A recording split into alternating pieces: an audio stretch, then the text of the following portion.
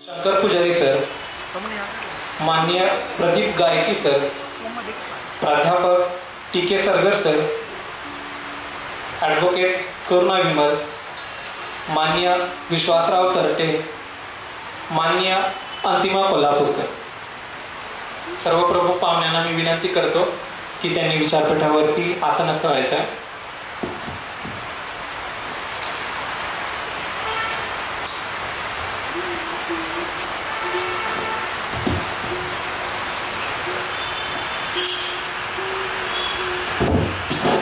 यानंतर प्रमुख पाहुण्यांचे पुस्तक देऊन स्वागत करणे पाहुण्याचं स्वागत आहे. सर्वांनी जोरदार टाळ्या वाजवून पाहुण्याचं स्वागत करायचं आहे.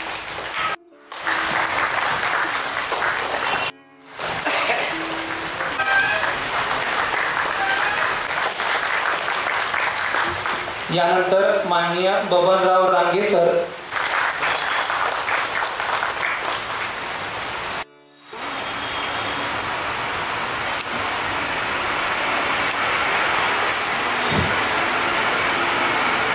प्रथम सर्व महापुरुष आणि महामानव आणि महामातांना मी विनम्राचं अभिवादन करते.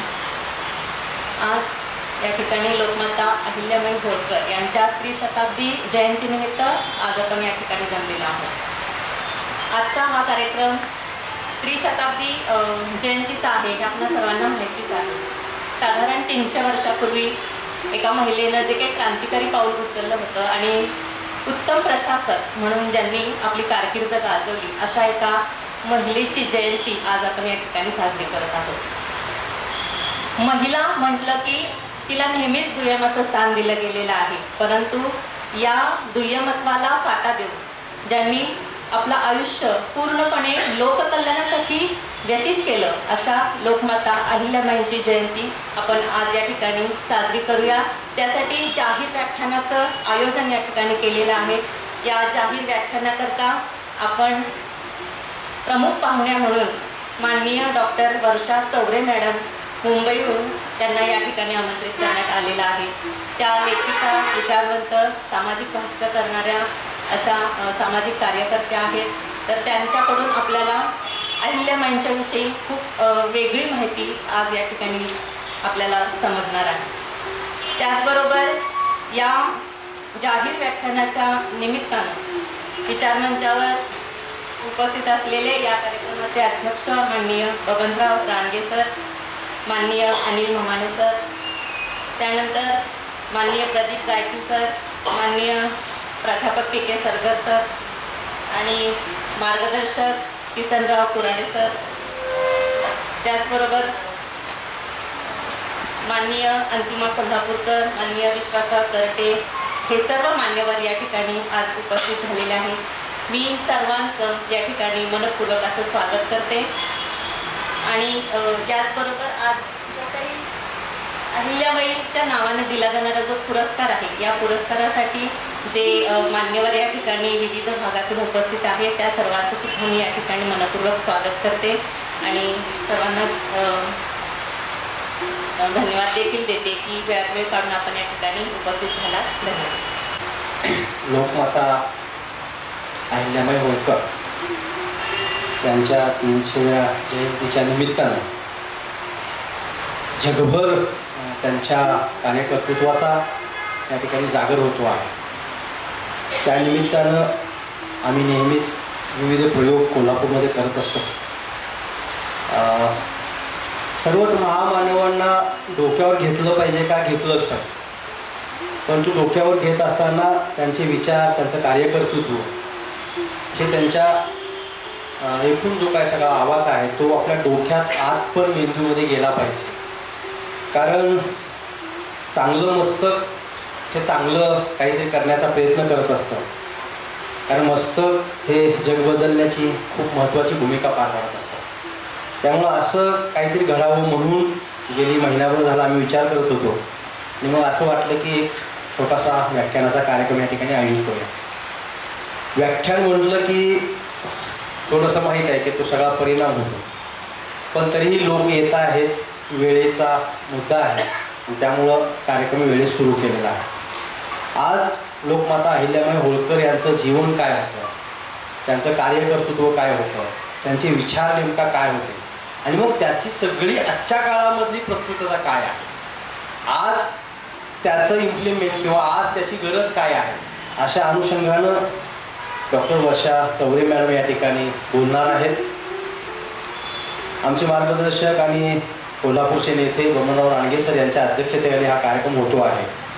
आपल्या सर्वांना या ठिकाणी वर्षाताईंचं भाषण ऐकायचं आहे. परंतु आपण आज सगळीकडे शाळा सुरू होण्याचा काळ आहे, अशा काळात पण या ठिकाणी इथं जमलेलं आहे. त्यांनी खूप चांगलं पुस्तक पण या ठिकाणी लिहिलेलं आहे की जे बाहेर ठेवलेलं आहे, तेही मी विनंती करेन की जाता जाता आपण घेऊन जावं. मंचावरील या कार्यक्रमाच्या मुख्य आयोजिका अंतिमा कोल्हापूरकर मॅडम, आत्ताच ज्यांनी स्वागत आणि प्रास्ताविक केलं ते आमच्या सहकारी ॲडव्होकेट करुणा विमल मॅडम, आमचे मार्गदर्शक ज्यांना एक पुरोगामी चेहरा कोल्हापूर जिल्ह्याचा आम्ही म्हणतो ते प्राध्यापक किसनराव कुराडे सर, ज्यांचा जीवन गौरव या ठिकाणी आपण देणार आहोत ते आमचे गायके सर, पुजारी सर यायला लागलेले आहेत.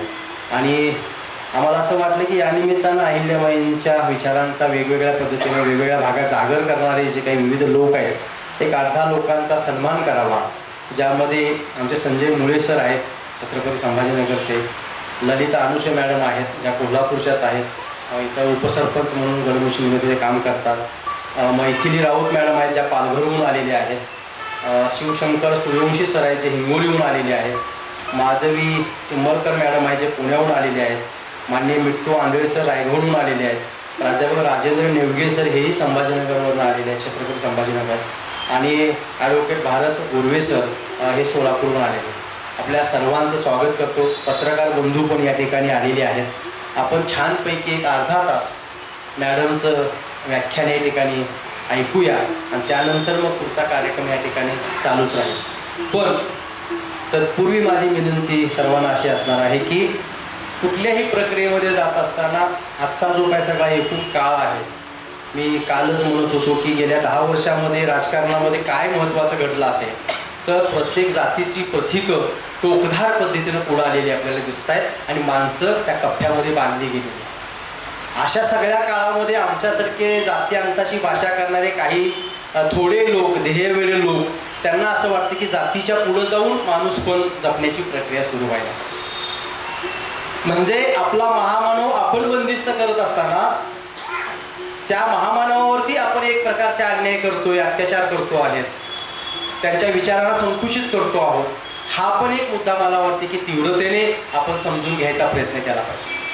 म्हणजे कोण बोलतं आहे, कुणावरती बोलतं आहे, कोण बोललं पाहिजे, असं जे काही एक काय म्हणतोय की संकुचितपण महाराष्ट्राच्या आणि देशाच्या पातळीवरती सुरू आहे. आणि मग एका प्रतिक्रांतीच्या उंबरठ्यावरती आपण जेव्हा येऊन थांबतो तेव्हा अशा प्रबोधनाच्या छोट्या छोट्या गोष्टी होत राहणं गरजेचं आहे. व्याख्यान कशासाठी, का अहिल्याबाईंना का समजून घ्यायचं, अहिल्याबाईंचा राजकारणामध्ये प्रतिकात्मक वापर करण्याची पण मोठी प्रक्रिया सुरू झालेली आहे. रानगे सर इथं आहेत, परंतु त्यांनी जे प्रशासन केलं त्या पद्धतीनं आजचं प्रशासन चालू आहे का, त्यांना विचारांना अभिप्रेत असणाऱ्या गोष्टी आजच्या ह्या सगळ्या प्रस्तुतीच्या काळामध्ये घडतायत का, त्यांनी जो त्या काळामध्ये जो काय सगळ्या स्त्रियांचा, महिलांचा, सर्वसामान्य जनतेचा सन्मान करायची भूमिका पार पाडली ती आता होती आहे का, या अनुषंगाने पण मला वाटतं की आपण विचार करूया. किती लोक आहोत हा महत्त्वाचा मुद्दा नसतो. विचार, कार्ल मार्क्स नावाचे विचारवंत आहेत ते असं म्हणतात की विचार जेव्हा जर्मनाची पकड घेतो तेव्हा ते क्रांतिकारी शक्ती बनून पुढे येतो. आजच्या ह्या सगळ्या झाकळलेल्या काळामध्ये विचारापेक्षा प्रतीकाला महत्त्व आल्याच्या काळामध्ये आपण काही लोक काहीतरी करण्याचा प्रयत्न करतो आहोत आणि आपण सर्वजण त्याला प्रतिसाद देतात. मला वाटते की ही खूप महत्त्वाची गोष्ट आहे. आम्ही अनेक प्रयोग करतो आहोत, त्यातला हा एक प्रयोग आहे. तर आम्हाला असं वाटतं की अहिल्याबाईंचे वास्तववादी विचार काय होते हे समजून घ्यायचा आपण या निमित्तानं प्रयत्न करूया.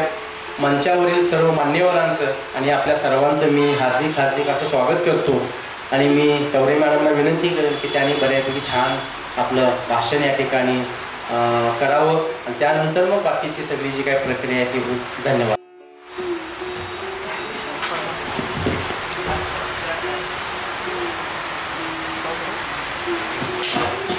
डॉक्टर वर्षा चौरे लिखित पुण्यश्लोक अहिल्याबाई होळकर या पुस्तकाचं प्रकाशन समारंभ पार पडतं.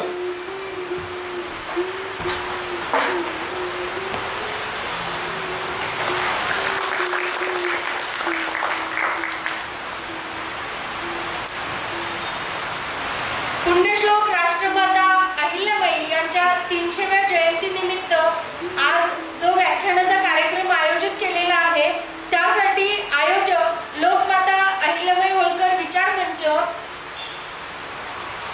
आणि सर्व आयोजक मंडळींचे आभार. मला बोलण्याची संधी दिली आणि मला बोलावल्याबद्दल आणि आपण ऐकणार आहात त्याबद्दलही सुरुवातीला सगळ्यांचे आभार. आजच्या कार्यक्रमाचे अध्यक्ष, विचार मंचावर उपस्थित सर्व मान्यवर आणि सभागृहात उपस्थित सर्व मान्यवरांना नमस्कार. राष्ट्रमाता अहिल्याबाईंना त्रिवार अभिवादन. आज आपण ज्या महान कर्तृत्वशालिनी, कर्मयोगिनी, राजयोगिनी, शिवयोगिनी राष्ट्रमाता अहिल्याबाई यांच्याबद्दल जाणून घेणार आहोत. त्याबाबत जाणून घेताना एक लक्षात घेतलं पाहिजे की ते आपल्या भारताच्या इतिहासातील एक कर्तृत्ववान व्यक्तिमत्व आहे. इतिहास माहीत असणं का गरजेचं आहे तर ज्याप्रमाणे धर्मेण हि नव पशुभिः समानः त्याचप्रमाणे इतिहासही नव पशुभिः समानः म्हणजेच ज्याला इतिहास माहीत नसतो तो पशु समान असतो. इतिहासाबाबत थॉमस कार्लाइल यांनी खूप महत्त्वाचं सूत्र सांगितलं. ते म्हणतात history of the nation is the biography of its great main.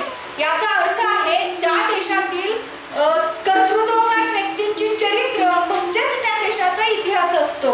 इतिहास हा वेगळा काही नसतो तर देशातील कर्तृत्ववान व्यक्तींची चरित्र म्हणजेच इतिहास असतो. आता या भारताला अनेक महान रत्नांची परंपरा लाभलेली आहे. ज्याच्या राज्यात प्रजेला पुरेसं अन्न होतं, सुरक्षा होती, ते राजा राम असतील. यदा यदा हि धर्मस्य ग्लानिर्भवति भारत आणि कर्मण्येवाधिकारस्य मा फलेषु कदाचन असा संदेश देणारे द्वारकाधीश श्रीकृष्ण असतील. या जगाला शांती आणि प्रेमाचा संदेश देणारे भगवान गौतम बुद्ध असतील. एक अत्याचाराच्या विरोधात उभं राहून अखंड भारताचा पाया रचणारे सम्राट चंद्रगुप्त असतील.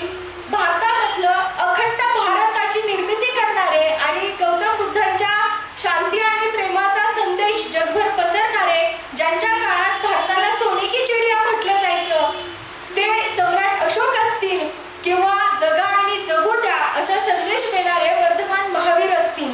या सर्व महावीरांची भारताला महान परंपरा लाभलेली आहे आणि त्यांचा वारसा पुढे चालवत असताना छत्रपती शिवाजी स्वराज्याची निर्मिती करतात आणि हे सर्व महान शासक, तत्वज्ञ, संत या सर्वांच्या समर्थ वारसदार म्हणजेच राष्ट्रमाता अहिल्याबाई ज्यांनी खऱ्या अर्थाने स्वराज्याचं सुराज्य केलं. तसं पाहता त्यांचा जन्म 31 मे 1725 रोजी चौंडी या गावी झाला. त्यांचे वडील मानकोजी शिंदे हे चौंडीचे पाटील होते. इसवी सन 1733 मध्ये माळव्याचे सुभेदार मल्हारराव होळकर यांचे पुत्र युवराज खंडेरावांशी त्यांचा विवाह झाला.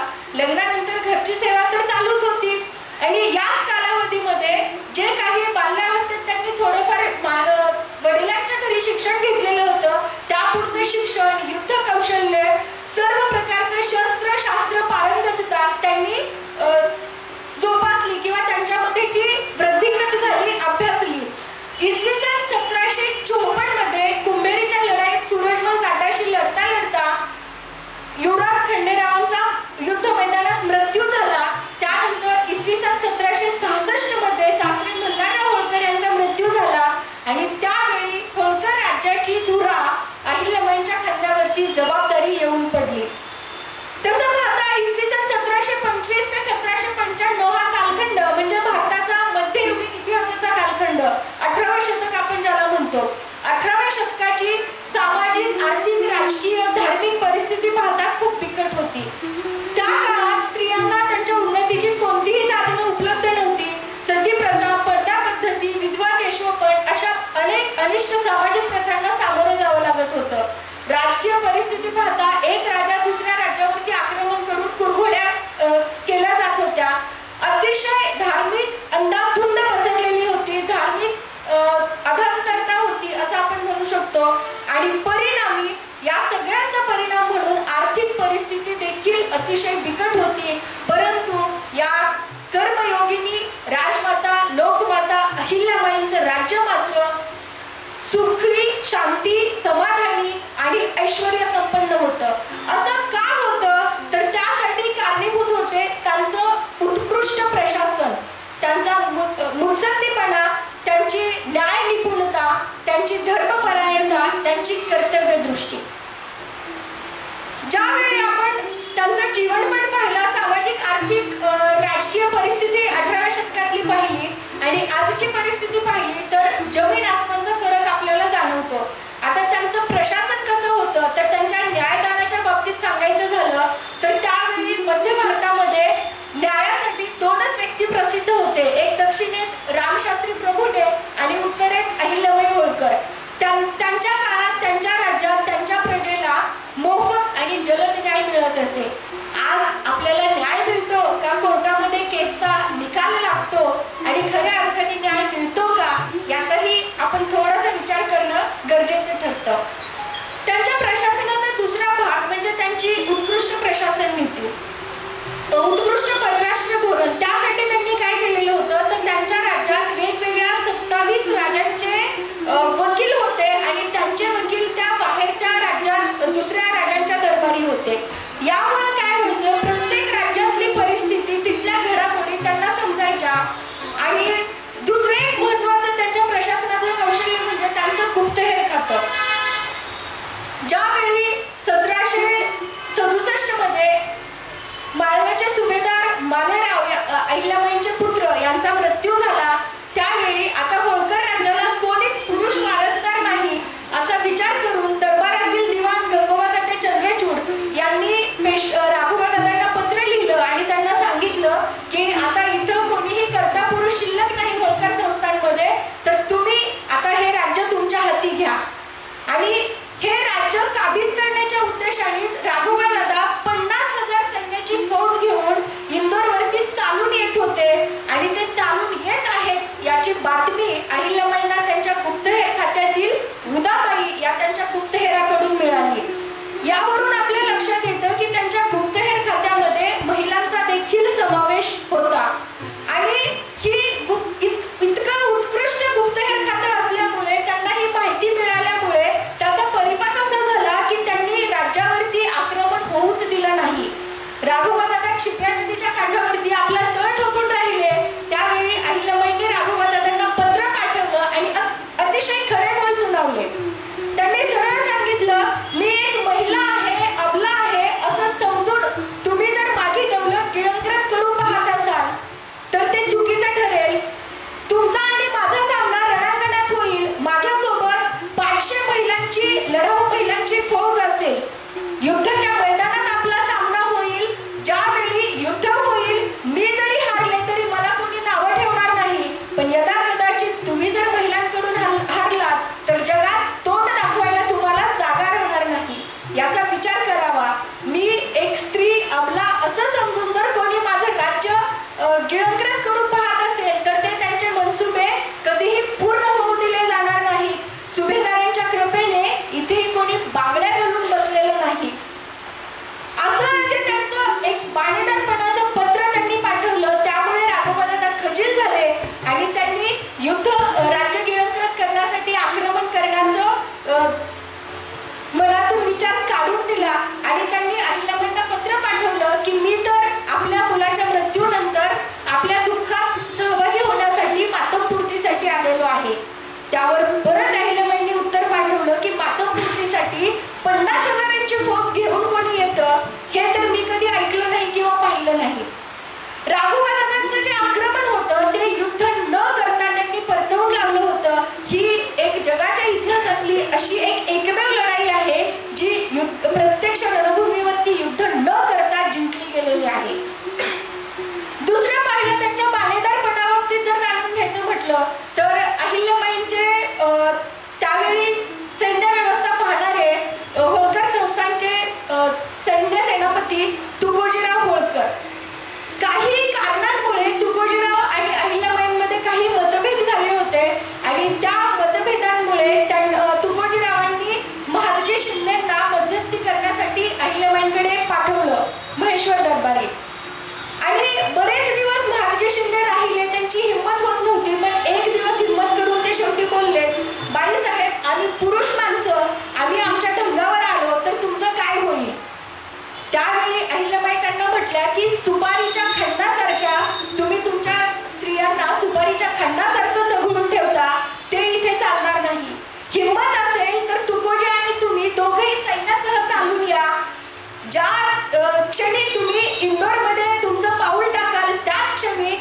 हत्तीचे साखळदंड तुमच्या पायी नाही रोवले तर मी पण सुभेदारांची सून म्हणून सांगणार नाही. असं जे त्यांचं पाणेदार उत्तर होतं. यामुळे त्यांच्यातला पाणेदारपणा, खंबीरता दिसून येते.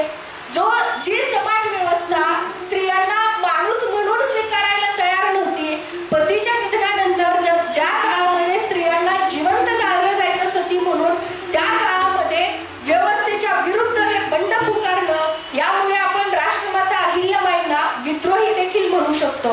आताच आपण त्यांचं परराष्ट्र धोरण आणि गुप्तहेर खात्याबद्दल जाणून घेतलं.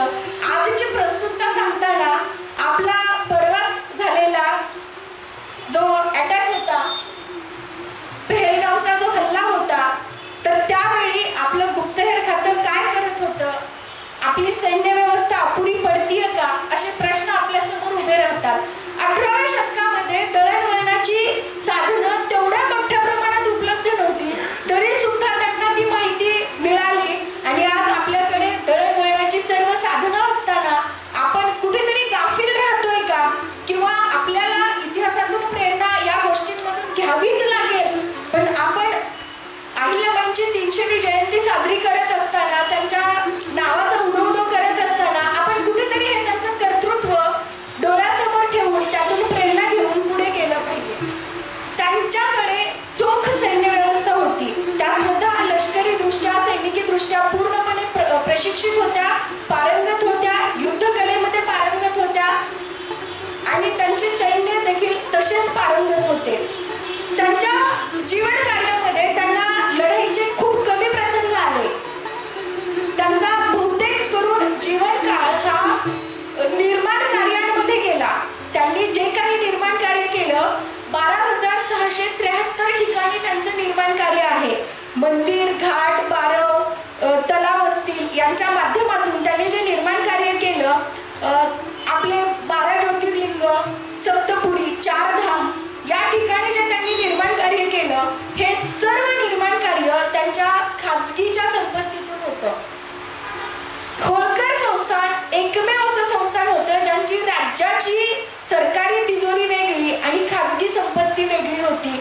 आता ही खाजगी संपत्ती काय होती, तर मल्हारराव जेव्हा अनेक वेळा मोहिमांमध्ये असायचे, त्यावेळी त्यांनी छत्रपती शाहूंना पत्र लिहून कळवलं की आम्ही तर मोहिमेवर जातो, आमचा काही भरोसा नसतो, तर आमच्या मागे आमच्या कुटुंबाचं काय होणार. आणि त्यासाठी छत्रपती शाहूंनी काही परगणे खाजगी जहागीर म्हणून गौतमबाई होळकरांना भेट दिले होते. तसेच गौतमबाईंचे वडील भोजराज मारगळ यांनी देखील काही परगणे गौतमबाईंना दिले होते. आणि हा खाजगी परगण्यातून येणारा महसूल असेल, तिथलं उत्पन्न असेल, तर ते वैयक्तिक संपत्ती ही ती होती, खाजगी संपत्ती. एकमेव होळकर संस्थान होतं ज्यांच्याकडे खाजगीची संपत्ती वेगळी आणि सरकारी तिजोरी वेगळी होती. अहिल्याबाईंची सर्व निर्माण कार्य ही या खाजगी संपत्तीतून त्यांनी केलेली आहेत. आज जर आपण पाहिलं, आजचे राजकारणी, आज 21व्या शतकातले राजकारणी पाहिले तर आपल्या वैयक्तिक संपत्तीतून किती निर्माण कार्य करतात आणि सरकारी निधी सुद्धा कशा पद्धतीने लाटतात, सरकारी तिजोरीवरती आपले अनेक उपक्रम कसे राबवून घेतात, वैयक्तिक फायदे कसे घेतात, हे आपण पाहतोच आहेत. महापुरुषांची चरित्र यासाठीच जाणून घेणं गरजेचं असतं की त्यातून आपल्याला प्रेरणा घेऊन, इतिहासातून प्रेरणा घेऊन जर वर्तमानात आपण ते कृतीत अवलंबलं तरच आपलं भविष्यकाळ उज्ज्वल होऊ शकतो. युद्धाबाबत जर पाहिलं तर अहिल्याबाईंचे विचार थोडेसे वेगळे होते. वेगळे म्हणजे त्यांना युद्ध नको होतं, युद्ध हे विनाशकारी असतं असं त्यांचं त्यावेळी मत होतं. आणि आजही आपण पाहतो की युद्ध विनाशकारीच असतं. इसवी सन 1761 मध्ये जेव्हा पानिपतचं युद्ध झालं आणि त्या युद्धामध्ये अनेक मराठे सरदार मावळे मारले गेले, तेव्हा त्या युद्ध प्रसंगामुळे जे काही नुकसान झालं त्यामुळे त्या खचून गेल्या, त्यामुळे त्यांना त्रास झाला. आणि युद्धामुळे होणारं नुकसान, राज्याची बरीचशी संपत्ती या युद्धातलं नुकसान भरून काढण्यासाठी खर्ची होते, म्हणून युद्ध करू नयेत असा त्यांचा ओढा असायचा. आणि त्यांच्या जीवन कार्यात त्यांनी खूप कमी युद्ध केली.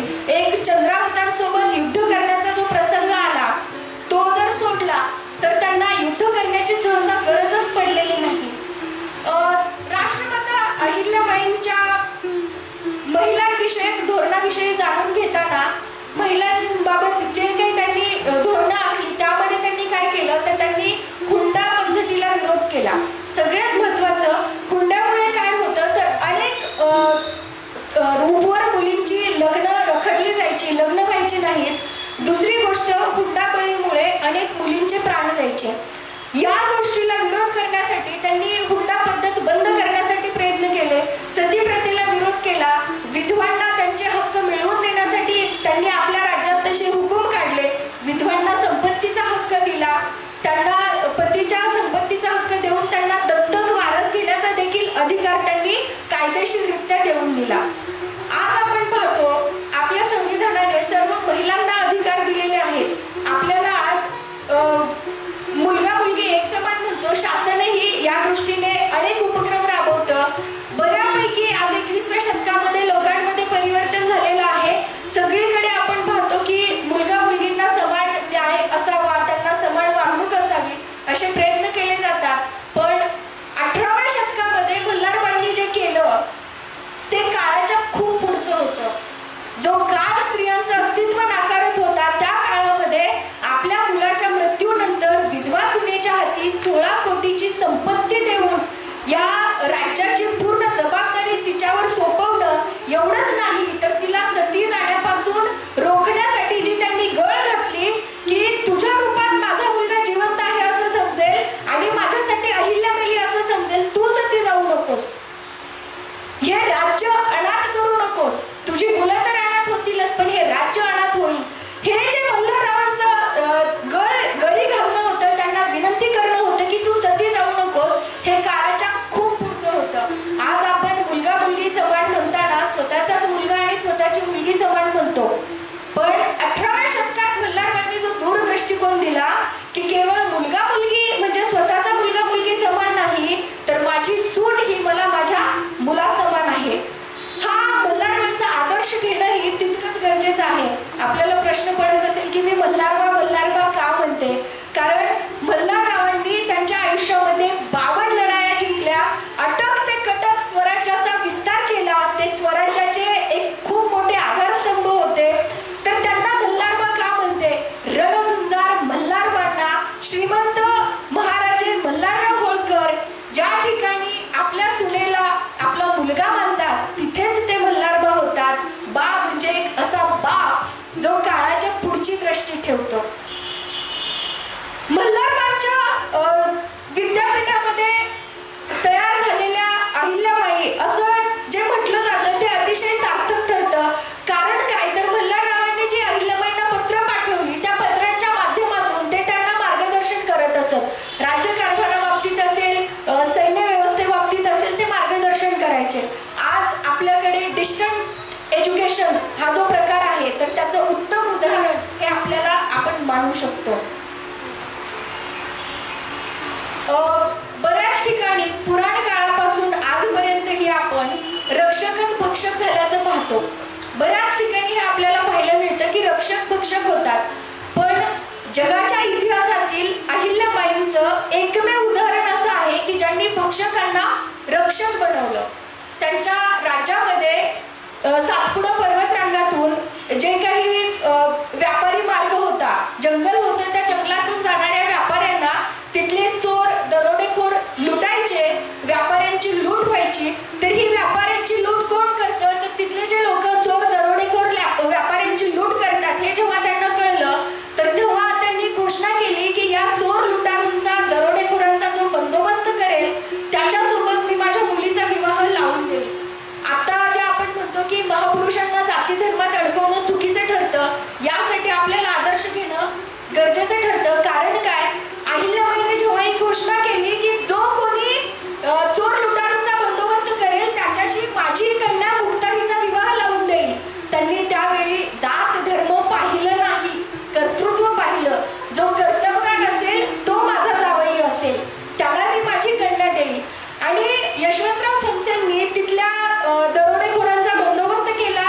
ठरल्याप्रमाणे अहिल्याबाईंनी आपली कन्या मुक्ताचा विवाह करून दिला. आणि जेव्हा त्यांना हे का चोरी होते, का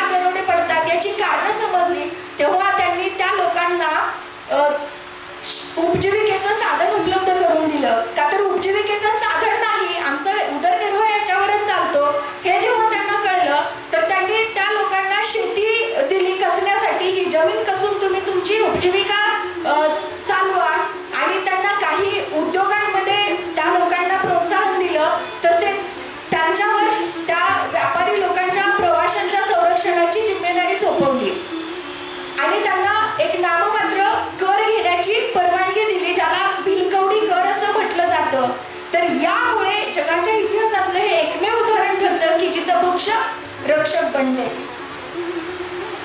अहिल्याबाईंचा सर्वधर्म समभाव कसा होता तर आज बरेचसे अर्धज्ञानी लोक अहिल्याबाईंना हिंदू धर्मरक्षक म्हणून त्यांना बिरुदावली लावताना आपल्याला दिसतात.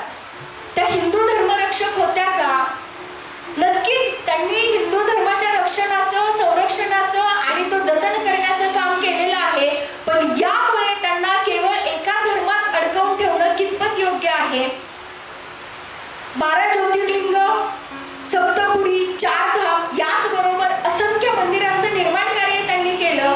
त्याचबरोबर पीर आणि दर्गे यासाठी देखील त्यांनी देणग्या दिल्या. याच्या नोंदी देवस्थान होळकर खाजगी रियासतीकडून जे देवस्थान लिस्ट पब्लिश झालेली आहे त्याच्यामध्ये याच्या नोंदी आहेत की पीर आणि दर्ग्यांसाठी देखील त्यांनी देणग्या दिलेल्या आहेत. तसेच आंग्रेकारी नावागर हे खूप जुना दस्तावेज आहे. त्याच्यामध्ये 231 नंबरवरती अहिल्याबाईंनी मस्जिदीसाठी देणगी दिल्याचे उल्लेख आहेत. सगळ्यात महत्वाची त्यांच्या सर्वधर्म समभावाची 2 उदाहरणं सांगेल. एक आहे काशी विश्वेश्वर मंदिर, जो की इतक्या वर्षांपासूनचा प्रलंबित प्रश्न आहे. कोणता, ज्ञानव्यापी मस्जिद की काशी विश्वेश्वर मंदिर? हे खरं आहे की त्या ठिकाणी पूर्वी काशी विश्वनाथाचं मंदिर होतं.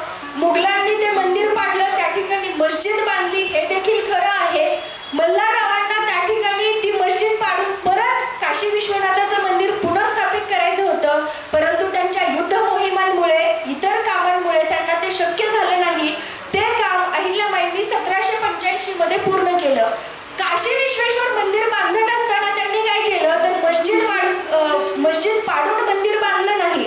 मस्जिद तशीच ठेवली आणि त्याच्या समोर तिथल्या अयोध्येच्या नवाबाकडून दुसरी जागा घेऊन समोर त्यांनी काशी विश्वनाथाचं मंदिराचं पुनर्निर्माण केलं. यामुळे काय झालं, धार्मिक भावना कोणाच्याही दुखावल्या गेल्या नाहीत. दुसरी गोष्ट, आपल्या हिंदू धर्मामध्ये जी परंपरा आहे की जी मान्यता आहे की एखाद्या ठिकाणी जर त्या ठिकाणी मूर्तीचं खंडन झालं तर त्याला आपण अपवित्र म्हणतो.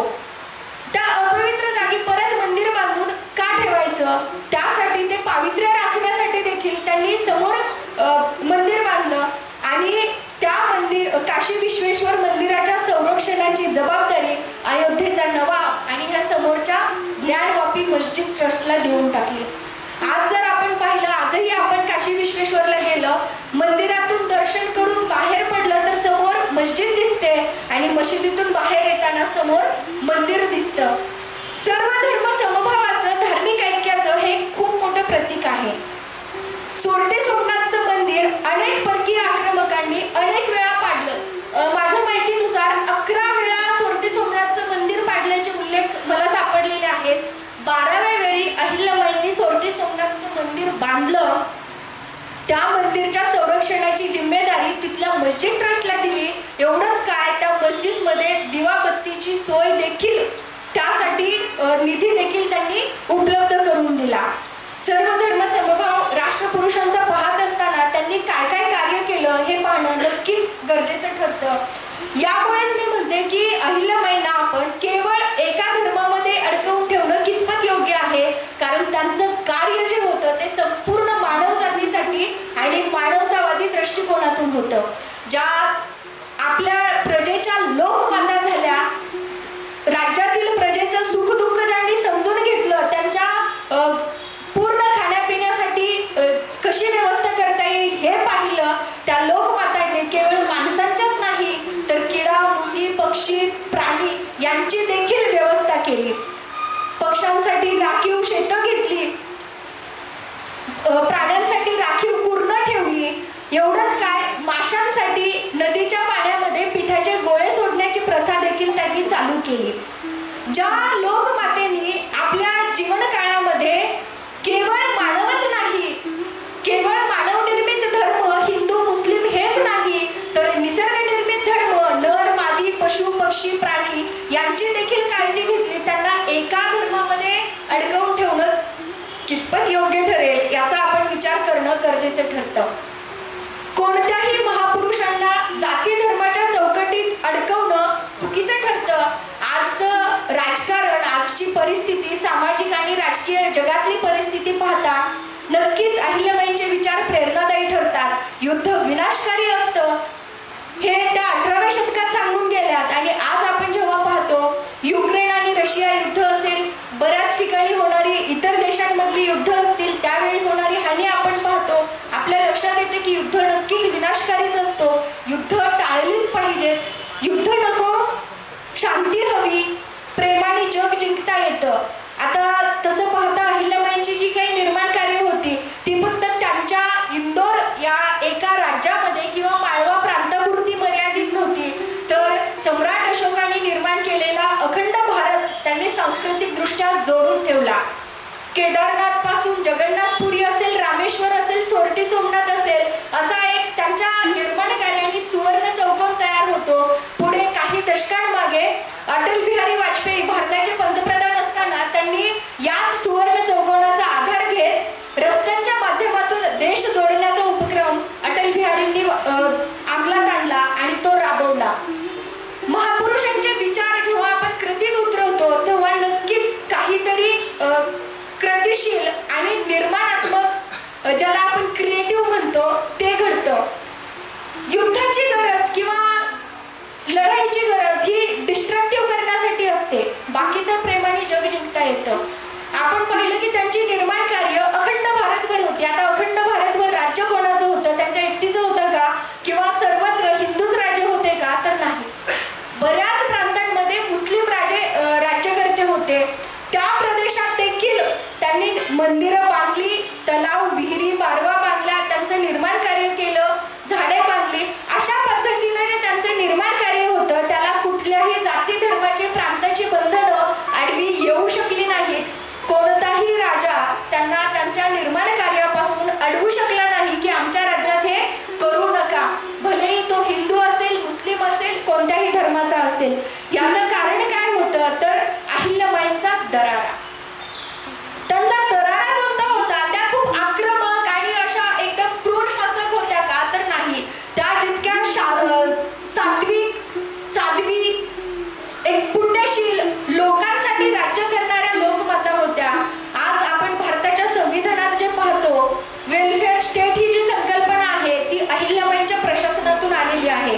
भारतीय संविधानातल्या 4थ्या भागामध्ये आपल्याला राज्य धोरणांची मार्गदर्शक तत्व दिलेली आहेत. त्यामध्ये सरकारने, शासनाने काय काय अंमलात आणावं ज्यामुळे लोककल्याणकारी राज्य घडेल हे आपल्याला बघायला मिळतं.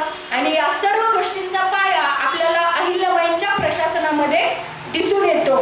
संविधानामध्ये अनेक गोष्टी, अनेक तत्व जी आहेत, अनेक कलम जी आहेत ती त्यांच्या प्रशासनातील आपल्याला जाणवतात. महिलांविषयक असेल, लोककल्याणकारी राज्यासाठी असेल.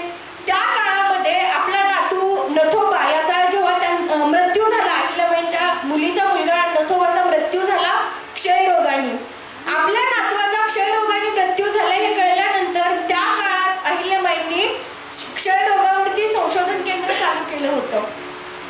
त्या केवळ मंदिर बांधून, घाट, बारवा, विहिरी बांधूनच बसल्या नाहीत, तर शिक्षणासाठी देखील त्यांनी पूर्ण व्यवस्था केली. अनेक शाळा उघडल्या, महिलांना शिक्षण सुरू केलं. आता महिलांना शिक्षण सुरू केलं याचा पुरावा काय तर त्यांच्या एका दासीने मोडी भाषेत त्यांना लिहिलेलं पत्र आजही होळकर दरबारच्या बातमीपत्रांमध्ये उपलब्ध आहे. यावरून आपल्या लक्षात येतं की त्यांनी महिलांना शिक्षणाची द्वारं खुली करून दिली. शिक्षणासाठी त्यांनी असे जे उपक्रम राबवले त्यातलाच एक भाग होता काशीमधली ब्रह्मपुरी. वेदशास्त्र आणि धर्मग्रंथ, धर्माचं शिक्षण, याचं शिक्षण कोणत्याही व्यक्तीला घेता यावं. त्या काळी पौरोहित्य किंवा हे जे धार्मिक शिक्षण असेल, वेद शास्त्रांचं शिक्षण असेल, ते केवळ ब्राह्मणांसाठी उपलब्ध होतं, परंतु ते कोणत्याही जाती धर्मातील व्यक्तीला घेता यावं यासाठी त्यांनी काशीमध्ये ब्रह्मपुरीची स्थापना केली, जिथं कोणताही व्यक्ती या वेदशास्त्रांचं अध्ययन करू शकत होता. जीवनामधलं असं कोणतंही क्षेत्र नाहीये ज्याला त्यांनी स्पर्श केला नाही. पर्यावरणाच्या दृष्टीने देखील त्यांनी जे काम केलं ते अविस्मरणीय आहे आणि आपल्याला प्रेरणादायी नक्कीच आहे. आज जिकडे तिकडे जंगलतोड होताना दिसते, जमिनीवरती जे वृक्षांचं प्रमाण असायला पाहिजे ते कमी होताना दिसते, मात्र अहिल्याबाईंनी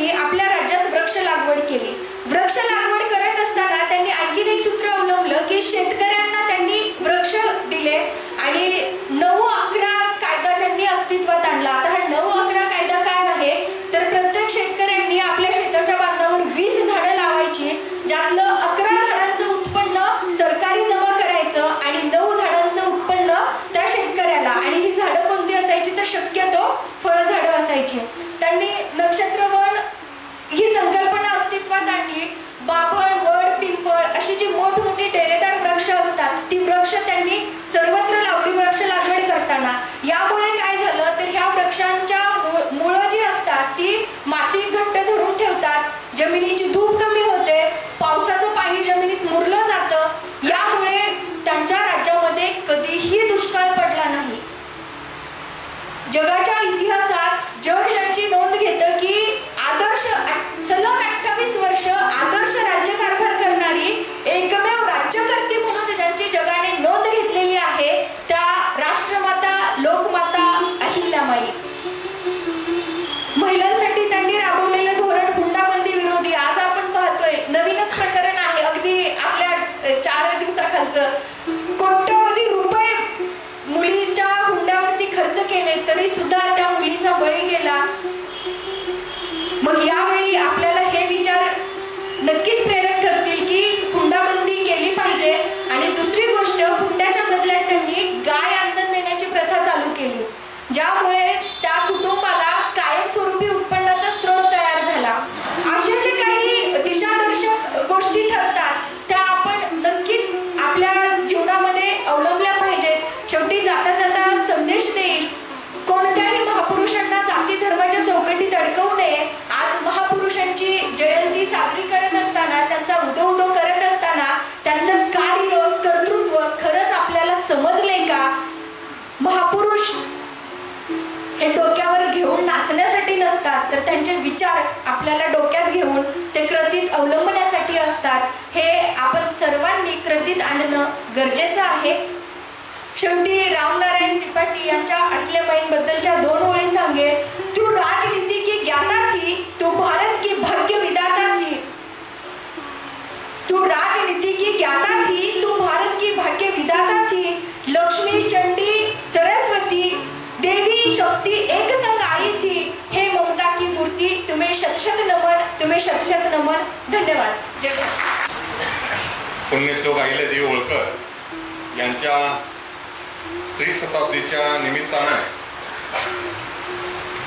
लोकमाता अहिल्यादेवी होळकर विचार मंच यांच्या वतीनं आज आयोजित केलेल्या जाहीर व्याख्यानाच्या साठी आलेल्या मुंबईवरून खास डॉक्टर चौधरी मॅडम ज्यांनी या कार्यक्रमाचं आयोजन केलं ते आमचे सहकारी अनिल मामाने, ज्यांचं आताच आपण भाषण म्हणण्यापेक्षा व्याख्यानच ऐकलं, ते आमचे गुरु कुराडे सर, उपस्थित असणारे या सभागृहातील सर्व पुरस्कार प्राप्त मान्यवर बंधू आणि भगिनींनो. खरं म्हणजे मी काय जास्त वेळ घेणार नाही, सर असल्यामुळं थोडासा 3 मिनिटाचं 20 मिनिटं झाली, परंतु मी 3 मिनिटामध्येच आपलं भाषण संपवणार आहे. खरं म्हणजे अहिल्यादेवींचा विचार हा 2 मिनिटामध्ये किंवा अर्ध्या तासामध्ये सांगून संपणारा विषय नाही. अहिल्यादेवींचं एक व्यवस्थापन जर घेतलं तर त्याच्यावरती एक दिवसाचं व्याख्यान होईल, अशा पद्धतीची कृती अहिल्यादेवीने 28 वर्षाच्या राज्यकारभारामध्ये आपल्या केलेली आपल्याला दिसून येते. आणि यामध्ये त्यांनी खरं म्हणजे राजा म्हणजे सिंहासन, राजा म्हणजे मागं पुढं, आता जसा मंत्र्यांच्या पाठीमागं तापा असतो, पुढं तापा असतो, तशा पद्धतीचं राजाची परिस्थिती असते. परंतु अहिल्यादेवीने आपलं जीवन जगत असताना, महाराणी म्हणून पदवी पुढे लागत असताना साधी राहणी आणि उच्च विचारसरणी या विचाराचा अवलंब करून तिने आयुष्यभर आपलं खडतर प्रवास केला. खरं म्हणजे अहिल्यादेवींच्या जीवनामध्ये अनेक दुःख आली. त्या दुःखांचा विचार केल्यानंतर आपण बघतोय की एखाद्या गोष्टीमध्ये जर आपल्याला घरामध्ये दुःखद घटना घडली तर दुसऱ्या दिवशीपासून बाकीची कामं करायची बंद करतो आणि मी आता हे कशासाठी करू, माझ्यासाठी आता काय राहिलंय, अशा पद्धतीची भावना आपल्या मनामध्ये निर्माण होते. परंतु अहिल्यादेवींच्या या 28 वर्षाच्या राज्यकारभारामध्ये त्यांच्यामध्ये 28 अपतेष्टांचा मृत्यू झाला. त्यामध्ये 18 महिला त्यांच्या घरातल्या सती गेल्या, त्यामध्ये त्यांच्या 34 सती गेल्या, त्यांच्या सासवा सती गेल्या, त्यांची स्वतःची कन्या सती गेली, त्यांच्या मुलग्याची सून पत्नी म्हणजे सून आणि मुलगीची सून सुद्धा त्यांच्या डोळ्यात सती गेली. तर एवढा आघात होऊन सुद्धा अहिल्यादेवी खंबीरपणे उभा राहून ही प्रजा हीच माझं नातेवाईक आहेत, हीच माझी प्रजा म्हणजे माझं कुटुंब आहे, अशा पद्धतीची भावना तिने यामध्ये निर्माण केली. खरं म्हणजे सर आपण पुस्तकामध्ये जो पहिल्यांदा भारत माझा देश आहे प्रार्थना आपण म्हणतो, खरं म्हणजे त्यामधला प्रत्येक ओळ आणि ओळ ही अहिल्यादेवींच्या विचाराला प्रेरणा देणारी आणि त्यांच्या कर्तृत्वाला भार केलेला असं मला वाटतंय. कारण भारत माझा देश आहे म्हणजे आहे संपूर्ण भारत माझा आहे. भारत देशामध्ये राहणारी लोकही माझे बंधू आणि हे आहेत. अशा पद्धतीचं म्हणजे इथलं जे काय आहे ते सगळं माझं आहे आणि हा भारत अखंड राखण्यासाठी त्यांनी काम केलं. आज बघतोय आपण की एखाद्याला आपली स्तुती किती करून घ्यावी. आज बघतोय राजकारणामध्ये जरासरी काय झालं तरी लगेच मीडियाच्या माध्यमातून मी केल्यामुळं झालं, माझ्यामुळं घडलं, मी नसतो तर हे झालंच नसतं, अशा पद्धतीच्या गोष्टी आता ऐकायला मिळतात. परंतु त्यावेळी सुद्धा आनंद खंती नावाचा एक शाहीर होता आणि त्या शाहिरानं अहिल्यादेवींच्या वरती स्तुती परत कवनं केली आणि त्याने एकदा ती कोठडी, आता जसं आपण पुस्तकाचं प्रकाशन केलं तसं एकदा इंदोरच्या दरबारामध्ये ते पुस्तक घेऊन गेले, कोठडी घेऊन गेले आणि अहिल्यादेवींना सांगितलं की आम्ही तुमच्यावरती कवनं केलं, तुमच्यावर स्तुतीस्तुम्न केलेली आहे. तर अहिल्यादेवीने ते बघितल्यानंतर अहिल्यादेवी म्हटल्या असल्या स्तुतीस्तुम्न करण्यापेक्षा की तुम्ही दीनदलित लोकांचे जे प्रश्न आहेत, लोकांच्या ज्या अडचणी आहेत त्या जर या शाहिरीच्या माध्यमातून तुम्ही मांडल्या तर त्या सोडवण्यासाठी, त्यांना न्याय देण्यासाठी निश्चितपणानं चांगलं काम होईल. आणि जे माझ्यावरती तुम्ही स्तुती केल्या ते स्तुतीचं गाठोडं घेतलं आणि आपल्या सेवेकराला बनवून ते गाठोडं नर्मदा नदीमध्ये सोडून दिलं. म्हणजे स्वतःची स्तुती विषयाप्रमाणे आहे अशा मानणाऱ्या अहिल्यादेवी होळकर त्या आपण आज बघतोय. आज बघतोय आपण अहिल्यादेवींचं शत्रू पण तेवढंच होतं, परंतु शत्रूनं सुद्धा अशा अहिल्यादेवींची स्तुती करावी अशा पद्धतीचा कारभार अहिल्यादेवींनी केला. अहिल्यादेवींचा शत्रू निजाम होते, परंतु निजामाने सुद्धा अहिल्यादेवींची स्तुती केली आणि सांगितलं अहिल्यादेवी जर नसत्या तर मराठीशाही राहिली नसती. म्हणजे अशा पद्धतीचं काम अहिल्यादेवींनी केलेलं आहे. जॉन माल्कम नावाचा इंग्रज आला, तो अहिल्यादेवी होळकरशाही नष्ट करायला आला, परंतु जाता जाता जे आता इतिहास आपण बघतो ना ते संपूर्ण इतिहास जॉन माल्कमनं लिहिला आणि अहिल्यादेवींच्या वर अशा पद्धतीचा समग्र ग्रंथ त्यांच्या माध्यमातून पुराव्यानिशी आपल्याला निर्माण झाला. म्हणजे जो राज्य बुडवायला येतो तर राज्याची स्तुती करतो, राज्याचा कारभार कसा चांगला अहिल्यादेवींनी केला अशा पद्धतीचं सांगतो. आणि अशा पुण्यश्लोक अहिल्यादेवी होळकरांना आपण अभिवादन करण्यासाठी आणि त्यांच्या नावानं आपण काही मान्यवरांना या त्रिशताब्दीच्या निमित्तानं पुरस्कार देणार आहात, काही महिलांना आपण सत्कार करणार आहे की निश्चितपणानं त्यांचा विचार आपण पृथ्वीतून पुढे नेण्यासाठी अशा कार्यकर्त्यांची आणि अशा विचाराची गरज आहे. खरं म्हणजे सरांचं फार मोठं कॉलेज आहे आणि त्यामध्ये जर व्याख्यान झालं तर निश्चितपणानं अशा सौर्य मॅडम सारख्या लेखिका त्या माध्यमातून सर निर्माण होतील आणि ते व्याख्यान आपल्या इथं व्हावं अशा पद्धतीची मी त्या निमित्तानं आपल्याकडं विनंती करतो आणि ते आपण करावं. त्याचबरोबर आज आपण हे सगळं करत असताना अनिल मामाने आमचे पूर्वीपासून इथं शिकायला होते त्यावेळेपासूनचे मित्र आहेत. आपण जसं मुलांना चॉकलेट गोळ्या वाटतो ना तशा पद्धतीचं ते पुस्तकं इथं वाटतात. पुस्तकातून मस्त घडवण्याचं काम अनिल मामाण्यांच्या माध्यमातून घडतं. अनिल मामाण्यांच्या घरी गेला मी की कधी त्याने आम्हाला चहापेक्षा कांडके साहेब हे पुस्तक आता आलंय, कुराडेश्वरांनी असं लिहिलं हे घेऊन जावा आणि ते पैसे दिलं तरी घेत नाही. म्हणजे आमच्यासारख्या व्हाया नाही तर सगळ्यांना फुकट.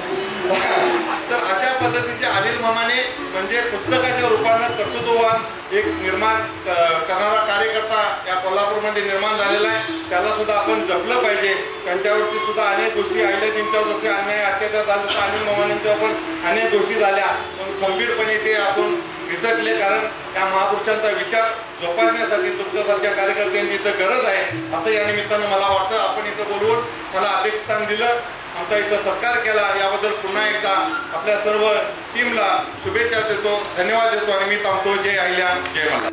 घोषणा करा.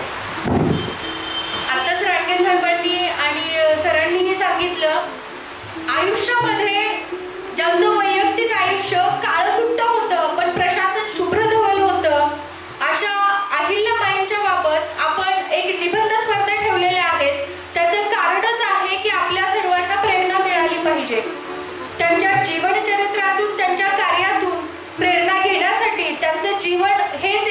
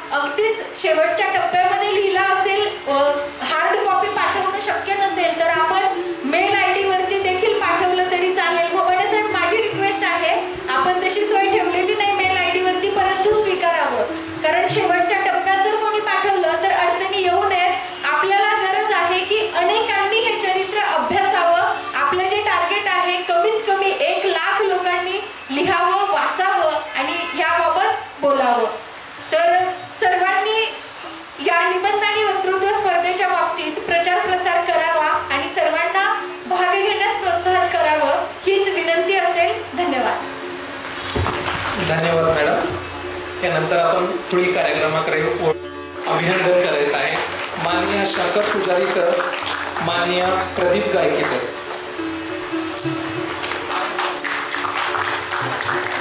लोकमाता अहिल्याबाई होळकर जीवन गौरव पुरस्कार 2025 वितरित होतोय. हा,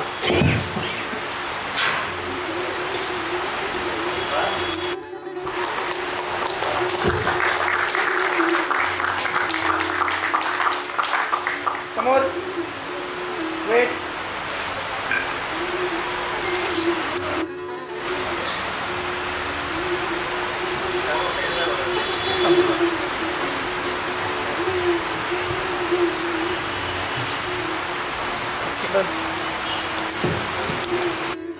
त्याच्यामध्ये प्रथम आहेत माननीय संजय मुळे, छत्रपती संभाजीनगर.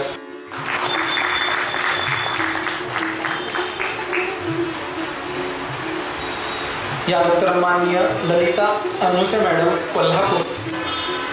त्याच्यानंतर माननीय मैथिली राऊत, पालघर. त्याच्यानंतर माननीय शिवशंकर सूर्यवंशी, हिंगोली. प्राध्यापक राजेंद्र नेवगे यांचा सन्मान होतो. यानंतर माननीय भारत गोडवे, सोलापूर.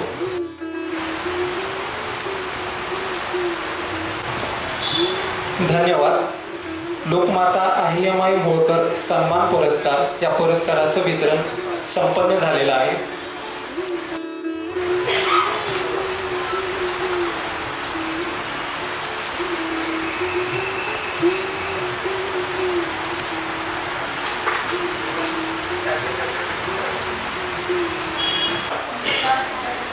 नमस्कार. सन्माननीय व्यासपीठावर मान्यवर उपस्थित, पुरस्कारकर्ते, त्यांचे नातं, त्यांच्या घरातील व्यक्ती, त्या सर्वांचे या ठिकाणी पहिल्यांदा स्वागत करतो. आणि मी या ठिकाणी मला पुरस्काराच्या संदर्भात मनोगत व्यक्त करायला सांगितलं, त्या संदर्भात माझं मनोगत या ठिकाणी सुरू करतो. पुरस्कार ज्यांच्या नावाने मिळतो त्या अहिल्यादेवी होळकर धनगर समाजाचे. या कार्यक्रमाचे अध्यक्ष गव्हर्नर रामगे, धनगर समाजाचे. मी शंकर दादू पुजारी, मुख्याध्यापक, शिक्षक, पर्यवेक्षक, धनगर समाजाचे. आणि या योगायोग असा आहे की हा जो पुरस्कार आहे तो समाज गौरव पुरस्कार मला 2 वेळा मिळालेला आहे. आणि हा पुरस्कार आहे तो कोल्हापूरमध्ये मिळालेला आहे. परवाच्या ठिकाणी सोलापूरला 25 तारखेला मिळाला.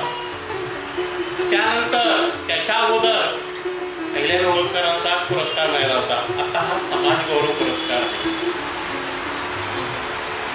बंधूंनो, मी सामान्य कुटुंबातील शेतकरी घराण्यामध्ये मेंढपाळमध्ये जन्मलेला एक साधा विद्यार्थी मुलगा एका नामांकित शाळेमध्ये आज मुख्याध्यापक म्हणून मी 10 वर्षे काम करतोय. पर्यवेक्षक म्हणून 8 वर्षे काम केले. शिक्षक म्हणून अनेक वर्षे काम केले. हे करत असताना अनेक अडचणी मला आल्या. या अडचणीवर मात करत अनेक समाजाशी काहीतरी नातं आहे. विद्यार्थी माझ्या समोर होते. शाळेची प्रगती माझ्या काही होत नव्हती. त्या काळामध्ये मी 1/10/94 या कालावधीमध्ये 31 वर्षे माझे पूर्ण होतात. आणि या 31 वर्षामध्ये बऱ्याच गोष्टी मी केल्या. मला आतापर्यंत जवळजवळ 42 पुरस्कार मिळालेले. त्याच पद्धतीनं विशेष म्हणजे माझे काही लेख सुद्धा आहेत. आजच माझी MPSC परीक्षा होती शाळेमध्ये. 1 वाजता मी पेपर जमा केलो आणि परत या ठिकाणी मी मला रजा करता आली असती. पण MPSC मध्ये पास होणारे जे विद्यार्थी आहेत ते पास अधिकारी होणार आहेत, त्यांच्यासाठी एक जबाबदारी झाली होती. ते पार पडून मी या ठिकाणी आलो. संकट अहिल्याबाईंना सुद्धा आलेली होती. संकटावर मात करायचं कसं त्या बाईनं त्या काळामध्ये चांगल्या पद्धतीने पार पाडलेलं आहे. धार्मिक वृत्ती, शिवभक्त, तिच्या हातामध्ये शंकराची, भगवान शंकराची पिंड आहे. ते पिंडीवरती हात सतत आहे. मी जे राज्यकारभार करणार आहे त्याला त्यांना स्मरून करणार आणि कुठल्याही पद्धतीनं मी कारभारामध्ये काही गलत काम करणार नाही अशी या ठिकाणी त्या स्त्रीचं या ठिकाणी आपण कौतुक करणं गरजेचं आहे.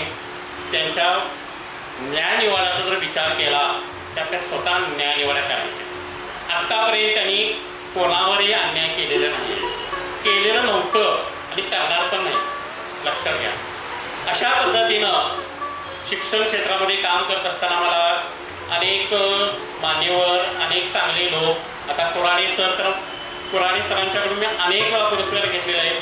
त्यांच्याकडून जवळजवळ मला 32 पुरस्कार मिळाले, बाहेरून या ठिकाणी थोडे 10-12 पुरस्कार मिळालेले आहेत. सांगण्यात तात्पर्य एवढे की समाजामध्ये असे काही लोक आहेत, संघटना आहे, मानवतावादी, गौतम बुद्ध, शिवाजी महाराज, महात्मा गांधी, आंबेडकर, सावित्रीबाई फुले, अहिल्याबाई होळकर, बसवांना यांच्या विचाराशी संगत ठेवून काही कार्य करणारे लोक समाजामध्ये आहेत. त्यांचं कार्य हे पाहिल्यानंतर आपल्या लक्षात येऊ शकतं की खरोखरच समाजामध्ये असणारे जे लोक आहेत, शिक्षक बंधू असतील, अनेक काम करणारे लोक आहेत समाजासाठी, सामाजिक क्षेत्रामध्ये काम करणारे लोक आहेत, त्यांना घेऊन त्यांना पुरस्कार द्यायचं हे काम या ठिकाणी सतत करत असतात. त्यांच्या कार्यामुळे हा त्यांचा सामाजिक गौरवाचा मला दुसरा पुरस्कार आहे. खरोखरच मला ह्यांनी वाटलं एका दृष्टीनं एका कर्तबगार स्त्रीचा, अहिल्याबाईंचा पुरस्कार मिळणं ही साधी गोष्ट नाही. आणि खरोखरच त्यांच्या संदर्भात बोलायचं म्हटलं तर काश्मीर पासून कन्याकुमारीपर्यंत जी देवळं मोडलेली होती, पाडलेली होती, ती दुरुस्त करायचं काम केलं.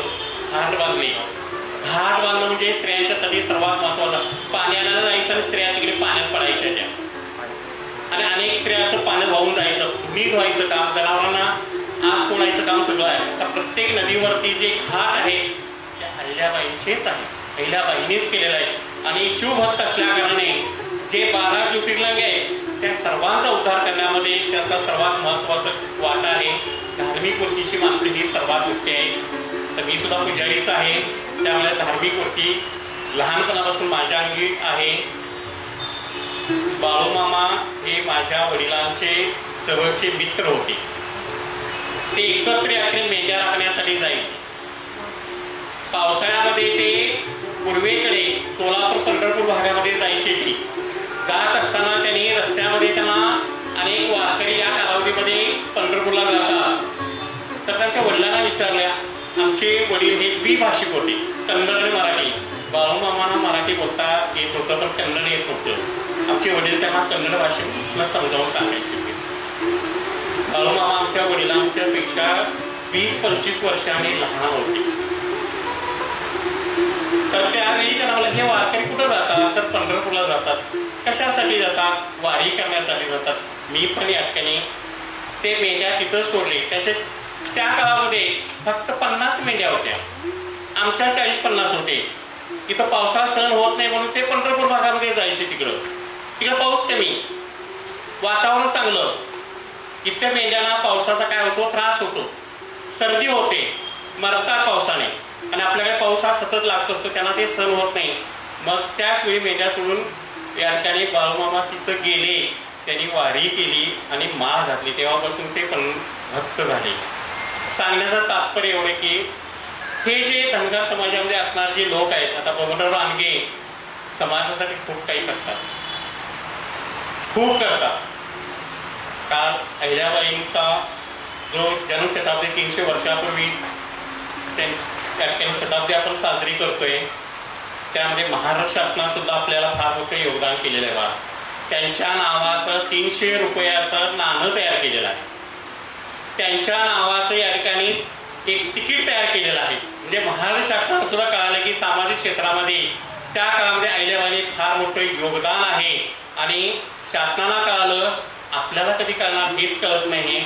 आपण सुद्धा अहिल्याबाईंचे विचार ऐकायला पाहिजे, पाहायला पाहिजे आणि समजावून घ्यायला पाहिजे की महेश्वरी साडीची निर्मिती त्यांच्या काळामध्ये झाली. त्यांच्या अंगावरती महेश्वरी साडी स्वतः तयार केलेली, त्या भागामध्ये सूतगिरणी स्थापन केलेली ही पहिली महिला आहे. लक्षात घ्या, अशा 300 वर्षापूर्वी त्यांनी केलेलं कार्य आज सुद्धा आपल्याला तोंडात बोट घालावं असं वाटतं. खरोखरच त्यांच्या कार्याची महती लोकांना आज सुद्धा सांगणं गरजेचं आहे आणि त्यांचं कार्य या ठिकाणी पुस्तक रूपाने मॅडमने या ठिकाणी चांगल्या प्रकारे आपल्याला सांगितलं. खरोखरच मला हा जो पुरस्कार मिळाला कार्याचा आहे. अध्ययन अध्यापन कार्य करत असताना माझ्या शाळेत फक्त 600 मुलं होती पूर्वी, आता 1000च्या पटीने आहे. रांग लागते, ऍडमिशन घेण्यासाठी रांग लागते, डोनेशन घेऊन येतात. सकाळी 10ला शाळा सुरू होते, संध्याकाळी 6 वाजेपर्यंत शाळा असते. हे कष्ट करणार, कष्ट केल्यानंतरचे हे फळ आहे. शहरात एका नावाजलेल्या शाळेमध्ये मी मुख्याध्यापकाचं काम करतोय, एक चांगलं पिढी घडवण्याचं काम करतो, अनेकांचं कल्याण. काही सामान्य मुलं सुद्धा गरीब आहेत, त्यांना मदतीचा सुद्धा हात आहे. सांगता सांगता एक गोष्ट सांगेन, माझं स्वतःचं वृद्धाश्रम आहे. गावाकडे जानकी वृद्धाश्रम आहे. मी शिक्षण कामातून मला वेळ मिळत नाही, तिथं माझ्या पुतण्याकडे दिलेला आहे. तो चांगल्या प्रकारे काम करतो. सुशिक्षित शिकलेले लोक आहेत, त्यांनीच आपल्या मुलांना वडिलांना तिथं ठेवलेले आहेत. आणि वडिलांचं मी दहन मी दिलेलं आहे. मी याकडे मुलगा म्हणून हे काम केलेलं आहे. हे काम करत असताना मग कमीपणा मानलेला नाही. जसं विद्यार्थी हे जसं आमचं दैवत आहे, तसे समाजामध्ये जे गरीब लोक आहेत त्यांना तिथं आम्ही सर्व सुविधा देतो. त्यांच्याकडून काही घेऊ शकत नाही. पण ती व्यक्ती दगावल्यानंतर मुलगा या ठिकाणी फोन उचलत नाही. 3-4 वेळा, एकानंतर या ठिकाणी 10 वेळा फोन केल्यानंतर विचारलं, दुसऱ्या दिवशी तो उचलला, कशाला फोन केलाय म्हणाला नाही, काय काम आहे, तर तुमचे वडील या ठिकाणी वारलेले आहे, तुम्ही धन दिलाय ना, बाद झालं. पण काही पालक असं काही केले मुलांनी की काही वेळेला आम्हाला त्याने तुम्हाला कोर्टात येणार आहे, माझ्या माघारी तुम्ही आमच्या वडिलांना धन का दिला, तुम्हाला काय अधिकार आहे. तो पेल्यानंतर काही वेळेत आपल्याला ती प्रक्रिया सुरू होते आणि ते धन द्यावं लागतं. द्या मला पोलीस स्टेशनमध्ये त्यांनी कंप्लेंट केली. आम्ही जाऊन तिथं सांगितलं आमच्या आश्रमामध्ये, वृद्धाश्रमामध्ये हे होते आणि फोन उचललेला आणि आमच्या परिणाम हे काम केलेलं आहे. वडिलांची भूमिका जी आहे ती आमच्या पद्धतीने आम्ही केलेलं आहे आणि अशा पद्धतीने आमचं कार्य चालू आहे. शेवटी त्यांना पोलिसांनी झापलं. त्यांना तुमच्या ह्या निष्काळजीपणामुळे तुम्ही एका पदावरती चांगल्या काळात पण आई वडिलांना तुम्ही वाऱ्यावर सोडलेला हे जे काम करताय तुम्ही खरोखरच हे वाईट आहे आणि अशा पद्धतीनं हे काम करणं योग्य नाही. त्या माणसाने केलेलं हे काम चांगलं आहे.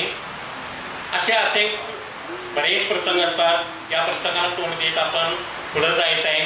अहिल्याबाईंनी त्या काळामध्ये केलेलं कार्य आणि आपण केलेलं कार्य यांची जर तुलना केली तर आपण काहीच करू शकत नाही. पण समाजाचं काहीतरी देणं आहे, घेणं आहे. हे जर बसले जी मंडळी आहे हे अजून सुद्धा या ठिकाणी सतत या ठिकाणी काहीतरी काम करतात. त्यांची आपण प्रेरणा घेऊया. पुरस्कार रूपाने आपण काहीतरी त्यांच्यासाठी काहीतरी करूया आणि चांगलं त्यांचं या ठिकाणी कार्य चालू आहे.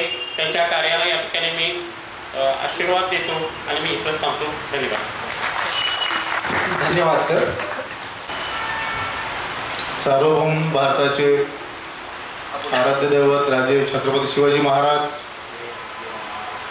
या देशाला समरसता आणि समानता आणि समान अधिकार प्राप्त करून देणारे डॉक्टर बाबासाहेब आंबेडकर, राष्ट्रपिता महात्मा ज्योतिराव फुले, सावित्रीबाई फुले, राष्ट्रमाता अहिल्याबाई होळकर यांच्या पावन स्मृतींना अभिवादन करतो. आजचा हा कार्यक्रम, पुरस्कार वितरणाचा कार्यक्रम हा अत्यंत महत्त्वाचा आहे आणि तेवढाच मार्मिक पण आहे. व्यासपीठावरती मान्यवरांची भाषणं झालेली आहेत. बऱ्याच मान्यवरांनी आपले विचार व्यक्त केले. माननीय चौरे मॅडम यांनी अहिल्याबाईंच्या संदर्भात पण त्यांनी लिहिलेला इतिहास आपल्यासमोर वर्णन केलेला आहे. मी एका शेतकरी कुटुंबात जन्माला आलेला असून माझे काका, आई वडील सर्व शेतकरी कुटुंबात जन्माला आले आहेत. माझ्या वडिलांनी एस टी महामंडळामध्ये नोकरी केली. माझी आई प्राध्यापिका होती. आणि मी पण अध्यापनाचं 1 वर्ष प्राध्यापकाचं काम केलं. ते करत असताना वडिलांच्या जागेवर मला नोकरीची संधी मिळाली. एस.टी. महामंडळामध्ये कामगार क्षेत्रामध्ये आलो. कामगार क्षेत्रामध्ये कामगारांवर होणारे अन्याय अत्याचार याला कुठेतरी वाचा फोडली पाहिजे आपण, या दिशेनं मी संघटनेचे अध्यक्षपद भूषवले, संघटनेचे कार्य हाती घेतले आणि कामगारांच्या अनेक अडचणी सोडवण्याचा प्रयत्न केला. गेली 15 वर्षापासून मी कामगार क्षेत्रामध्ये कार्यरत असून माझा मुलांमध्ये कलेचा पिंड असून कला क्षेत्रात सुद्धा मी बरंच काम केलेलं आहे आणि कलेच्या माध्यमातून समाजात जागृती कशी करावी, एका व्यंगचित्रकाच्या माध्यमातून मोठा असलेला विषय थोडक्यामध्ये कसा सांगावा किंवा कसा मांडता येतो या दृष्टीने सुद्धा प्रयत्न केलेला आहे आणि वेगवेगळ्या विचारवंतांच्या सानिध्यात राहून त्यांचे विचार ऐकून एक चांगल्या प्रकारची मला प्रेरणा मिळाली आणि माननीय ममाने सर यांनी मी केलेल्या या कार्याची दखल घेतली आणि या निमित्तानं राजमाता लोकमाता अहिल्यादेवी होळकर यांच्या नावानं मला जो पुरस्कार प्रदान केलेला आहे तो खरोखर मी माझं अवभाग्य समजतो. बंधू आणि भगिनींनो, आजचा हा जो कार्यक्रम आहे याच्यातून आपण एक विशेष एक विचारही लक्षात घेणे जरुरी आहे. लेखक लिहितात, पुस्तकं लिहितात, पण आपल्या देशातली वाचन संस्कृती हे कुठंतरी कमी पडत आहे.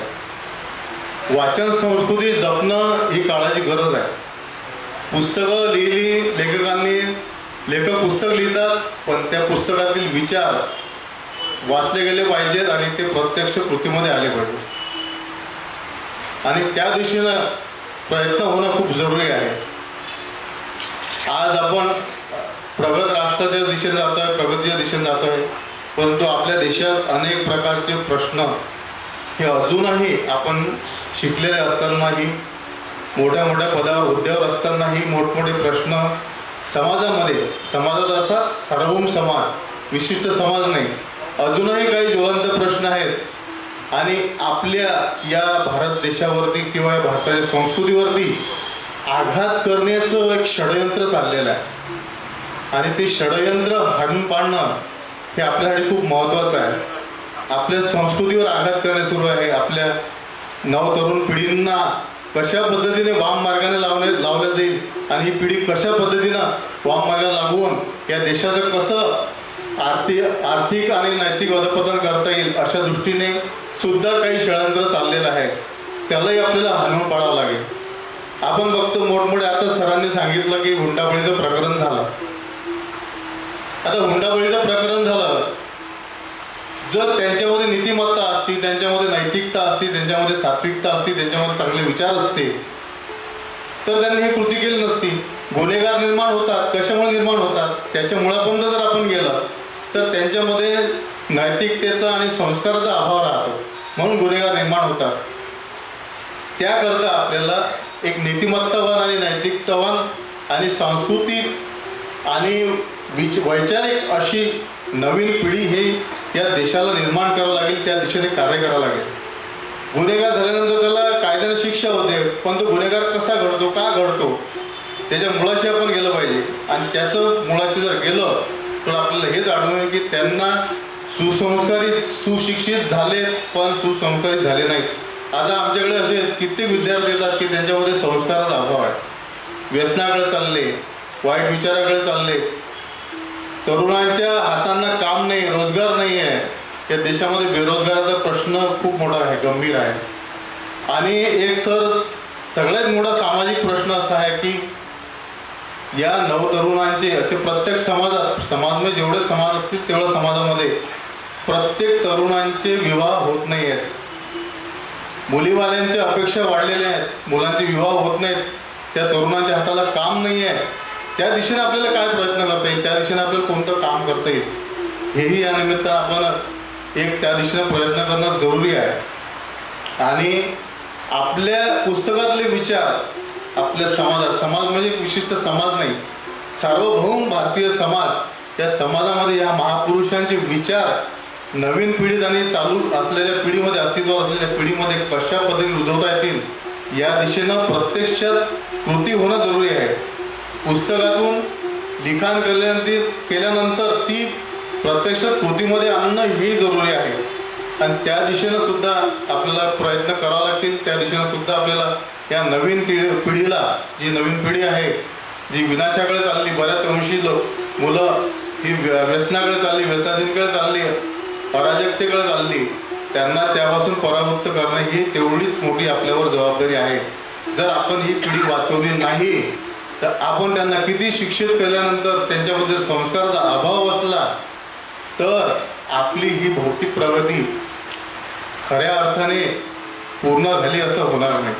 त्याकरता ही पिढी वाचवणंही जरुरी आहे. त्या दिशेनं आपल्या जेवढ्या काही सेवाभावी संस्था आहेत, जे समविचारी संस्था आहेत, यांनी एकत्र मिळून या दिशेनं काम करणं माझ्या मते खूप जरुरी आहे.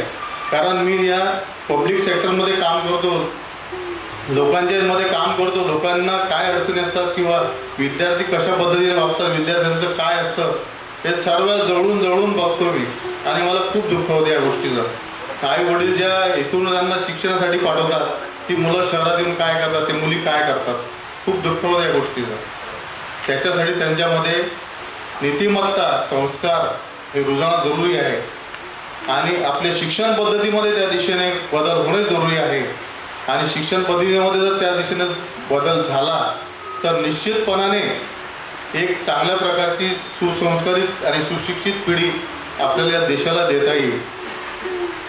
मित्रांनो, आपण बऱ्याच विषयावरती चर्चा करतो. आता सद्यस्थितीमध्ये आपल्या महाराष्ट्रामध्ये, आपल्या देशामध्ये एक मोठं संकट आहे, ते म्हणजे जातीयवादाचं संकट. जातीयवादाचं विष पेरण्याचं कारस्थान काही मंडळी करत आहेत. या जातीयवादाचा विचार हे अत्यंत घातक असून या जातीयवादी विचारांना तितरांजली देणं जरुरी आहे. जातीयवाद म्हणजे जातीमध्ये भांडणे लावणे. आपण सुशिक्षित झालो, सुसंस्कारित झालो, पदमान्य झालो, पण तरीही आपण आपले महापुरुष जातीमध्ये वाटून घेतले, या गोष्टीचं खूप दुःख होतं. त्या महापुरुषांनी या सार्वभौम समाजासाठी काम करताना एका विशिष्ट जातीचा किंवा विशिष्ट जातीकरता काम केलं नाही, तर या सार्वभौम समाजासाठी काम केलं.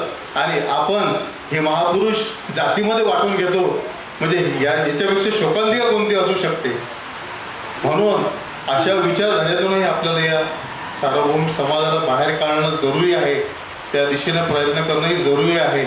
आणि हे जे पुरस्कार असतात, जे पुरस्कार देतात, ते पुरस्कार एका व्यक्तीचे नसून त्या व्यक्तीच्या कार्यासाठी ते पुरस्कार दिले जातात. आणि त्या कार्यासाठी तो गौरव झाला पाहिजे. आणि त्या कार्याची प्रेरणा घेऊनच नवनवीन असे प्रयोग करून या सामाजिक म्हणजे सार्वभौम समाजाला एका वेगळ्या चांगल्या दिशेने आपल्याला नेता येऊ शकते. या निमित्त मी सांगू इच्छितो, सर्व मान्यवरांनी मला पुरस्काराकरता माझा गौरव केला. राजर्षी शाहूच्या भूमीमध्ये माझा सत्कार करण्यात आला, मला ते सन्मान देण्यात आला. त्याबद्दल मी सर्व मान्यवरांचे सर्वांचे आभार मानतो आणि थांबतो. धन्यवाद. आजचा दिन एक शेवटचं सांगतो. आजचा जो दिवस आहे, ज्या संस्थेमध्ये मी काम करतो एस टी महामंडळामध्ये, माझं अहोभाग्य आहे की आज एस टी महामंडळाचं एस टीचाही आपल्या लालपरीचाही 77वा आज वर्धापन दिन आहे. आणि एस टी म्हणजे एक फक्त वाहन समजू नका, एस टी हे सामाजिक समरसतेचं, सामाजिक ऐक्याचं प्रतीक आहे. एस टीमध्ये बसल्यानंतर एस टीमध्ये सगळ्याच घटकाचे, सगळ्याच वर्गातले लोक बसतात. म्हणजे एक सामाजिक ऐक्याचं सुद्धा एस टी प्रतीक आहे. आणि ते प्रतीक वाचवणं आणि एस टीला वाचवणं ही सुद्धा आज गरज आहे, खूप गरजेचं आहे. या एस टीमध्ये गावखेड्यातून बसून लहान गावातील खेड्यापाड्यातील विद्यार्थी ते एस टीमध्ये जाऊन शहरामध्ये जाऊन शिकले, ज्ञानवंत गुणवंत विद्यार्थी झाले. महाराष्ट्राच्या घडणीमध्ये या एस टीचा सुद्धा खूप मोठा वाटा आहे. आणि ही अशी महाराष्ट्राची जीवनवाहिनी एस टी हे वाचवण्यासाठी आपण सर्वांनी प्रयत्न करावे. आणि जिल्हा परिषदच्या शाळा आणि एस टी हे जी गोरगरिबांच्या संस्था आहेत ह्या वाचवणंही आजच्या करता खूप गरजेचं आहे. आणि त्याच्या खाजगीकरणाकडे जी वाटचाल झालेली आहे ती पण थांबवणे खूप गरजेचं आहे. असे या लालपरीवरती काम करत असताना, त्याची गोरगरिबाची सेवा करत असताना, मला एस टी महामंडळात काम करत असताना मला एक आत्मिक आनंद मिळते. कारण त्याच्यामध्ये बसणारे जे लोक आहेत ते सर्व समाज घटकातले गोरगरीब कष्टकरी लोक जेव्हा बसतात आणि त्यांच्यासाठी मला काही जेव्हा करायचं असतं, काही संधी मिळते, तेव्हा मला खूप आंतरिक आनंद मिळतो. आणि अशा या लालपरीवरती मी एक स्वतः एक कविता तयार केलेली आहे. ती कविता एका मिनिटामध्ये तुम्हाला सांगतो आणि माझं 2 शब्द संपवतो.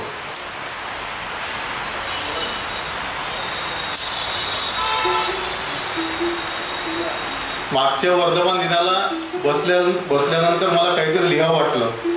ते लिहित असताना आपल्या वेष्टीवरती काहीतरी लिहावं, आपण ज्या संस्थेमध्ये काही काम करतो त्याच्यावर काही लिहावं म्हणून मी एक काव्य रूपाने एक कविता लिहिलेली आहे, ती तुम्हाला सादर करतो. आपली लालपरी. विश्वात दिसे साजरी आपली लालपरी, गोरे गरब्यांना नेई दीन दुबळ्यांना नेई, वाहून मायेच्या कुशीत केला नाही धर्मभेद, केला नाही जातीभेद, सर्वांना सोबत घेतले सामावून, नाही केला वर्णभेद.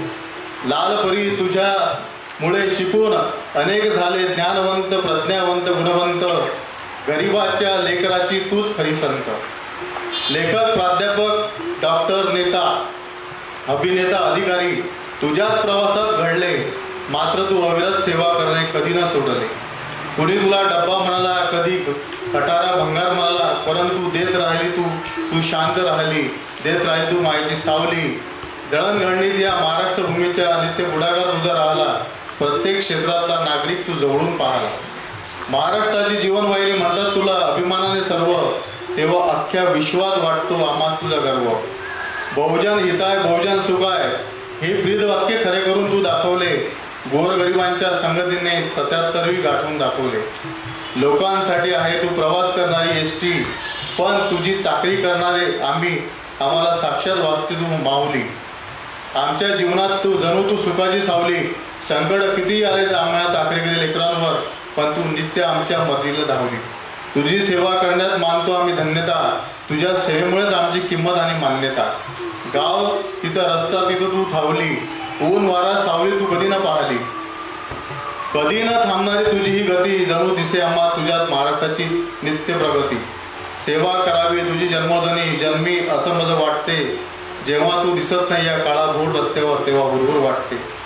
आम्हा चाकरी करणाऱ्यांच्या तुझ्यामुळे संसार थाटते, तेव्हा तू आम्हास प्रगट झालेली प्रसन्न झालेली भवानी माता वाटते. शब्द संपून जातात जेव्हा शब्द भांडारातले, तेव्हा तुझी अमर्याद व्याप्ती वाटते. माऊली लालपरी तुझ्याच कुशीत जन्मावे आणि तुझ्याच कुशीत मरावे, यातच जीवनात सार्थक वाटते, यातच जीवनात सार्थक वाटते. धन्यवाद. धन्यवाद सर. प्रथमतः अनिलजी मामाने सरांचं मी विशेष धन्यवाद व्यक्त करतो. याचं कारण असं की मला 2 मिनिटाची बोलण्याची संधी दिली त्याबद्दल. महाराष्ट्राचे आराध्य दैवत छत्रपती शिवाजी महाराज, शाहू फुले आंबेडकर, अण्णाभाऊ साठे आणि ज्यांची आज 30 शताब्दी आहे अशा त्या लोकमाता राजमाता अहिल्यादेवी होळकर यांना मी प्रथमतः अभिवादन करतो, वंदन करतो. खरं तर व्यासपीठावर बसलेले जे मान्यवर आहेत त्यांनाही मी खूप शुभेच्छा देतो आणि खूप धन्यवाद व्यक्त करतो. आता तुम्हाला प्रश्न पडत असेल की व्यासपीठावर जे मान्यवर आहेत, अधिकारी गण आहेत, त्यांचं का मी धन्यवाद करतोय, तर विशेष त्यांचं धन्यवाद ह्यासाठी करतोय, ह्या कोल्हापूर नगरीत जे राजर्षी शाहू महाराज यांनी जी सामाजिक चळवळ उभी केली आणि ती चळवळ जिवंत ठेवण्याचं काम आमचे डोंजे सर असतील, ममाणे सर असतील, वर्षाताई चौरे असतील किंवा आपले आता रानगे सर बोलले, त्यांनीही चांगलं वक्तव्य हे केलं. खरी ही माणसं ही चळवळ पुढं चालू ठेवतात, ह्याच्यासाठी मला त्यांना विशेष म्हणजे त्यांचा शुभेच्छा द्यायच्या, धन्यवाद व्यक्त करायचे. मित्र, मी सोलापूरवरून आलेलो आहे. थोडक्यात माझा परिचय देतो. मी ॲडव्होकेट भारत सुंदाप्पा गोरवे आणि मी गॅजेटेड केलेलं नाव भारत सुंदाप्पा सरकार.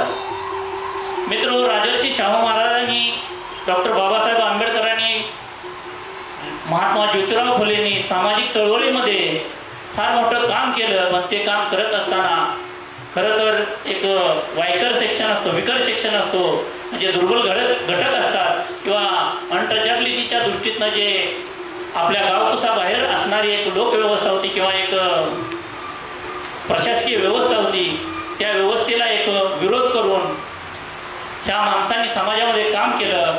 ह्याच अर्थानं मी खरं तर माझं गॅजेटेड नाव करायचं कारणच ते, माणसांनी नावावरून सुद्धा त्याची जात किंवा त्याचा धर्म ह्या गोष्टी फेसअप करत राहाव्या लागतात. म्हणून मी माझं गॅजेट केलंय माझ्या नावाचं की सरकार. आणि माझ्या मुलाचं शाळेत नाव सुद्धा दाखल केलं, तो 4थीला आहे, जय भारत सरकार. तर हे कशासाठी एक आयडॉल समाजामध्ये असलं पाहिजे आणि ते असणं गरजेचं आहे. आता तर सरांनी सांगितलं की आताची जर परिस्थिती बघितली, या परिस्थितीवर सामाजिक वाद किती निर्माण होतात.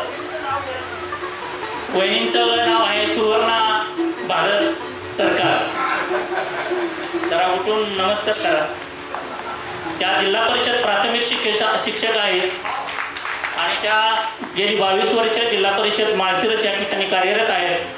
माझं क्वालिफिकेशन सर आहे BCom GDC आणि MA DEd LLB appear PhD समाजशास्त्र. आता मला टॉपिक माझा फायनल होईल या ऑगस्ट सप्टेंबरमध्ये त्या विषयाचा. तर हे करत असताना मी सुद्धा माझ्या माध्यमातून मी माझं दीपस्तंभ लाईट हाऊस फाउंडेशन म्हणून माझं एक फाउंडेशन आहे, त्याच्या माध्यमातून मी सुद्धा काम करतो. त्याचबरोबर माझ्या माळशिरस कोर्टासमोर एक माझे अध्यक्ष म्हणून आहेत ॲडव्होकेट सर्जेराव एकनाथ वाघमोडे. त्यांची एक सन्मान फाउंडेशन म्हणून फाउंडेशन आहे, त्या संस्थेचं सुद्धा मी सेक्रेटरी म्हणून काम करतो. खरं तर इथं अध्यक्षांचं काम म्हणजे ते पैलवान आहेत आणि मल्लसम्राट व्यायामशाळा अशी शाळा आम्ही तिथं काम करतो. खरं तर हा झाला थोडा भाग, पण मुख्य म्हणजे मला कृतज्ञता व्यक्त करायची का, तर ह्या माणसांनी एखादा कार्यक्रम करायचा म्हणजे सोपी गोष्ट नाही. हे सभागृह आहे, इतकून लांबून महाराष्ट्रातून लोक आलेले आहेत आणि या सर्वांसाठी इतकी सगळी व्यवस्था करणं आणि एखादा पुरस्कार वितरण करणं, त्यांना मानपत्र देणं, ही एवढी सोपी गोष्ट नाही. पण हे प्रत्येक महिन्याला, आत्ताच मी भाषणातून ऐकलं म्हणून सांगतोय, प्रत्येक महिन्याला असे कार्यक्रम घेत असतात. अंतिमा मॅडम त्यात सहभाग घेत असतात आणि खरं ह्या सर्व माणसांचं कौतुक केलं पाहिजे. आणि माझी हात जोडून आपणा सर्वांना विनंती आहे, खरं तर तुमचे परिचय नंबर माझ्याकडे द्या प्लीज. मला तुमची खूप आवश्यकता आहे पुढं काम करत असताना. आणि कुऱ्हाडे सरांनी तर भाषण इतकं छान केलं, अगदी आम्हाला सुद्धा वाटलं, मी सुद्धा कोल्हापुरात जन्मलो काही, त्या कोल्हापुरी भाषेत त्याचं भाषण मला खरंच भावलं. त्याचप्रमाणे आपल्या वर्षा चौरे मॅडम आहेत, त्यांनी खरं तर अहिल्या देवींचं फार मोठं, ह्या कमी वयात सुद्धा इतकं मोठं पुस्तक लिहिलं, त्यांचं सुद्धा मी मनापासून कौतुक करतो आणि धन्यवाद देतो. असे जर लिखाण करते साहित्यिक जर पुढे उभे आले तर पुढं आपल्याला साहित्यामध्ये किंवा लोकांचं चरित्र किंवा या महात्म्यांचे क्रांतिकारी थोर पुरुष असतील यांचं सुद्धा नवीन पिढींना मार्गदर्शन करण्यासाठी आज साहित्य निर्माण झालं पाहिजे. शोकांतिकेची गोष्ट शेवटी जाताना सांगतो, परवा फुले चित्रपट प्रदर्शित झाला महाराष्ट्र सरकारनं संसारमध्ये, त्याला काय अडचणी आला, त्या अडचणी पार करून तो चित्रपट महाराष्ट्रामध्ये प्रदर्शित झाला मॅडम. पण तिथं फुले चित्रपट पाहण्यासाठी महाराष्ट्रातली प्रेक्षक किंवा ऑडियन्स जो होता तो इतका अनुत्सुक होता. मला इतकं माझ्या स्वतःच्या मला इतकं हार्ट झालं. आमच्या अकलूज ठिकाणी एक दिवशी एकच शो चित्रपट चालला, श्रीराम सिनेमा म्हणून, आणि तिथं फक्त 25 लोक होती. आणि दुसऱ्या शोला मी बघायला गेलो होतो चित्रपट. तर मला त्यांनी सांगितलं तुम्ही कमीत कमी 15 लोक चित्रपट बघायसाठी घेऊन या, तर आम्ही शो चालू करतो. म्हणजे सांगण्याचं तात्पर्य इतकी शोकांतिका. फुले चित्रपट, सावित्रीमाई आणि फुले यांचं जर कार्य आपण जर बघितलं तर आज आपण त्यांच्यामुळेच हे सगळे व्यासपीठावर बसलेले मानकरी आहेत, आपण तुम्ही सगळे बसलेले आहात किंवा मी इथं तुमच्या समोर बोलतोय, तो सगळा जो राईट आहे तर खरं तर त्यांच्यापासूनच मिळाला असं मला वाटतं. दुसरी शोकांतिका, काल त्रिशताब्दी जयंती अहिल्यादेवींची, लोकमाता राजमाता अहिल्यादेवींची त्रिशताब्दी जयंती, त्या लोकमाता अहिल्यादेवी हाही चित्रपट काल प्रदर्शित झाला. त्याच्याही प्रमोशनला मी गेलो होतो, पण मला थोडं तिथं आनंद वाटला, कारण तिथं जवळपास 150 लोक आले होते काल. तो पिक्चर मी पहिल्या प्रमोशनला काल बघितला. बघण्याचं कारण म्हणजे मी पिक्चरचा शौकीन अशातला भाग नाही. पिक्चर बघावं एंटरटेनचं ते साधन आहे, पण ह्या फुलेंचं किंवा लोकमाता राजमाता अहिल्यादेवींच्या जीवनपटाचा जो चित्रपट बघायचा आहे ते कशासाठी बघायचं, तर त्यांचं जीवनचरित्र असतं. आता वर्षाताईंनी जे या पुस्तकामध्ये जे लिहिलेलं आहे, त्यांनी ज्या भाषणात ज्या सगळ्या गोष्टी मांडल्या, त्या सगळ्या गोष्टी त्या सिनेमामध्ये आलेल्या आहेत. ताई, त्याचा मला तुमचं भाषण ऐकताना अभिमान वाटला, कारण पूर्वीच्या ठिकाणी समाज प्रबोधनाची साधनं ते फक्त हेच होती, शाहिरी, पोवाडा किंवा असे प्रबोधन परव्याख्यान. वाचनाचा किंवा शिक्षणाचाच गंध नसल्यामुळं माध्यमच ते होतं. ते माध्यम एक पुस्तक वाचण्यापेक्षा असं जर कोणी सांगितलं तर ते विदिन पिरियडमध्ये ते लोकांच्या लक्षात राहतं. म्हणून अशी व्याख्यानं करणं गरजेचं आहे. आणि ह्या विचारमंचने अंतिमताईंनी किंवा आपले रामजे साहेब असतील किंवा अनिल ममाने सर असतील, यांनी जे व्याख्यानाचा कार्यक्रमला त्यांचंही मी पुन्हा मनापासून खूप खूप अभिनंदन करतो, त्यांना मनापासून खूप खूप धन्यवाद देतो. आणि माझीही कधी तुम्हाला गरज पडली तर मी स्वतः, गरज पडली तर म्हणण्यापेक्षा माझी काय मदत तुम्हाला हवी असेल कशाचीही, तर मी कधीही एनी टाइम तुमच्या या मंचमध्ये येण्याला मी तयार आहे. वहिनींची परवानगी एकदाच घेतलेली आहे सर, गुरुवारी त्यांची परवानगी मी एकदाच घेतलेली आहे. मला सुद्धा जिल्हा परिषदेची नोकरी होती, पण त्यांच्याच सल्ल्याने, म्हणजे ऑर्डर होती, पण मी जॉईन केली नाही त्यांच्याच सल्ल्याने, कारण मला नोकरीत गुंतून पडायचं नव्हतं. आणि आता सुद्धा मी माळशिरस कोर्टामध्ये सेशन कोर्ट आहे, तिथं एका तालुक्यासाठी 1 सेशन कोर्ट आहे, 2 सेशन कोर्ट आहेत. महाराष्ट्रात तर पहिलं सेशन कोर्ट माळशिरसला झालं आहे तालुक्यासाठी. त्या सेशन कोर्टामध्ये मी प्रॅक्टिस करतो. प्रॅक्टिस करत असताना ती प्रॅक्टिस मी सगळी लिगल एड म्हणून प्रॅक्टिस करतो. कोणी फी दिली तरी घेतो, नाही दिली तर नाही घेत, पण त्यांचं काम करतो. हे एक मी स्वतः केलेली एक कमिटमेंट आहे, ती मी अभिमानानं आपल्यासमोर जाहीरपणानं सांगतो. आणि माझा इथं सत्कार केला, इथं बोलून मला सन्मान केला. खरं तर सन्मान करायचे असतात, यासाठी करायचे असतात की त्या सरांचं जे कार्य आहे त्या कार्याला खरं तर अप्रिशिएट करण्यासाठी कार्य करायचं असते. गणिताचे प्राध्यापक सर इथं बसलेले आहेत, त्यांनी त्यांचं कार्य सांगितलं. 22 पुरस्कार घेतले, 16 किती IPS अधिकारी, डेप्युटी काय त्यांनी सांगितले.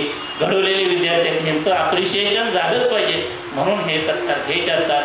पुन्हा एकदा मी आपला सर्वांचा मनापासून आभारी आहे. सर्व व्यासपीठावर जे अधिकारी गण आहेत त्यांचंही मी तुला धन्यवाद व्यक्त करतो. सर्वांना नमस्कार करतो. धन्यवाद. जय हिंद, जय भारत. धन्यवाद सर. त्याच्यानंतर मी कार्यक्रमाचा आभार व्यक्त करण्यासाठी मान्य अंतिमा कोल्हापूरकर यांना विनंती करतो.